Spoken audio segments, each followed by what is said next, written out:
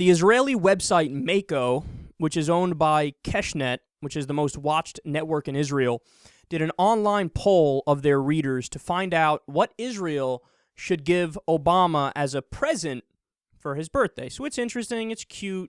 I guess they're just screwing around here. So this article, before I go any further, let me just mention, it was on Addicting Info, okay? It was on Vox, and they also had links to the original story. And I want to be clear that this is not The Onion, this is not satire. Here's what the people voted Israel should give Obama for his birthday. Peace in the Middle East, 22%. Golf clubs, 11%.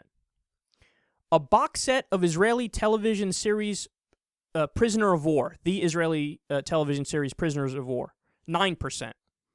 A remix by Noi Alush of Netanyahu's Don't Ever Second Guess Me Again line. I guess that's an entertainer, and they liked it when Netanyahu said, don't second guess me to Obama. 10% said that. You ready for this? Number 1, an envelope with the Ebola virus, 48%.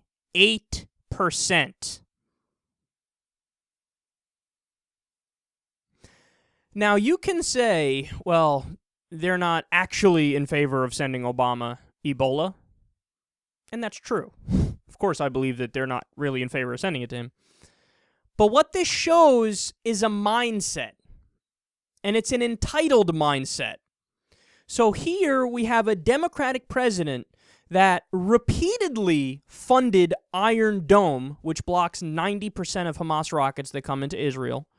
Okay, and by the way, I'm in favor of Israel having Iron Dome. How it was funded is a different question, but I like the fact that they have Iron Dome. He's stood by Israel, okay, according to top Israeli government officials, more than any other president in U.S. history. There's many of them that have said he's the best on this issue in history. And we just learned the other day that under the Obama administration, Netanyahu had a blank check from the U.S. Treasury to go to the Pentagon and get whatever weapons he wants. Whatever weapons he wants.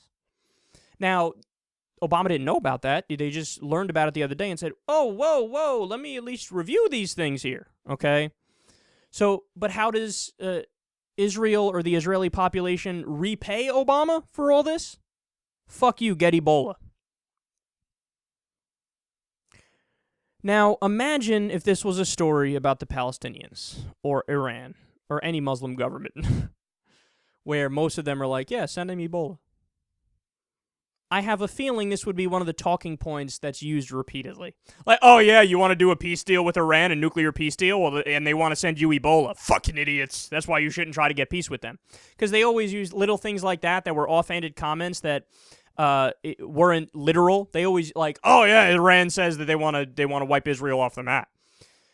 They would definitely use this. Like, yeah, they want to give you Ebola, so don't do peace with them. But when it's Israel that says it about Obama, the mainstream media is fucking crickets. No matter what, worship at the altar of Israel, always give them help, always give them money, always give them aid. You can never second guess them, like Netanyahu said to Obama, that give them the blank check to the Pentagon. No, son. You want to play this game? I love how we give them everything and then they smack us in the face. You want to play that game, son? Let's play that game. Look, I'm sorry, I would cut off all aid to Israel, but I cut it off to pretty much all countries because why the fuck are we giving other people aid? It doesn't even make sense. Oftentimes, like with Egypt, for example, we give them money and then they just buy our weapons. So it's part of the military-industrial complex. So I cut off aid to Israel, but I'd also sanction them for what they recently did in Gaza with over 80% civilian casualties, bombing UN schools, bombing UN hospitals. Sorry, you deserve it, okay? You deserve it. And I'll give you a real reason to want to send me Ebola when I let you know you can't act like a crazy, drunken fuckhead from now on with your incursions into the Palestinian territories.